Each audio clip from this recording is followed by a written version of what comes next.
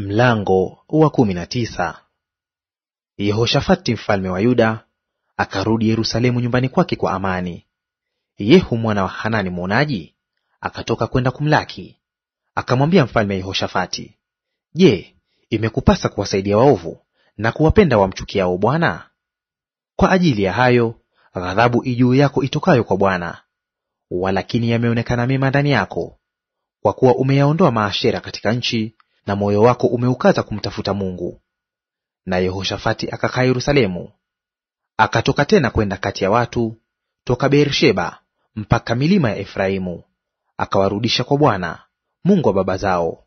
Akasimamisha makadhi katika nchi, katikati ya miji yote yenye maboma ya Yuda, mji kwa mji. Akawaambia hao makadhi, Angalieni miyafanyayo, kwa kuwa hammfanyii mwanadamu hukumu, ila Bwana, naye yupo pamoja nanyi katika neno la hukumu. Basi sasa hofu ya Bwana na iwe juu yenu, angalieni mkaifanye. Kwa maana kwa Bwana Mungu wetu hapana uovu, wala kujali nafsi za watu, wala kupokea zawadi.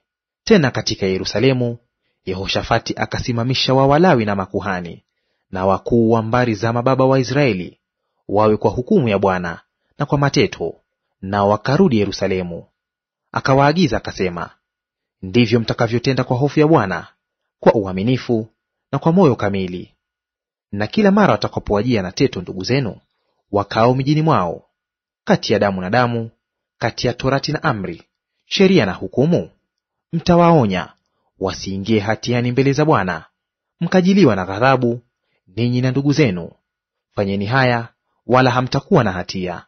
Tena angalieni, Amaria kuhani mkuu yu juu yenu kwa maneno yote ya Bwana, naye Zebadia mwana wa Ishmaeli jemedari juu ya nyumba ya Yuda kwa maneno yote ya mfalme.